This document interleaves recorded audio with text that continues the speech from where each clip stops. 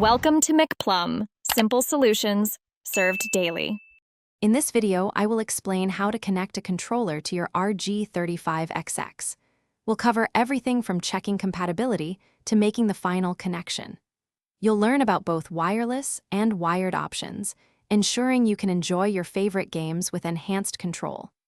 This guide will help you set up your external controller quickly and efficiently, so let's get started right away with the first crucial steps.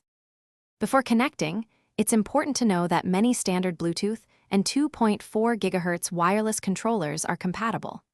Make sure your chosen controller is fully charged to avoid interruptions during setup. For wired connections, you will need a USB on-the-go adapter. This small but essential accessory bridges the gap between your controller's cable and the device's port, making setup straightforward. To connect wirelessly, first access your Rg35xx's system settings. Look for the Bluetooth or wireless options and enable pairing mode. Next, put your controller into its own pairing mode, usually by holding a specific button. Your device should then detect the controller.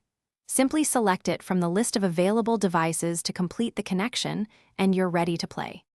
For a wired connection, simply plug your controller into the USB on-the-go adapter, then connect the adapter to your Rg35xx.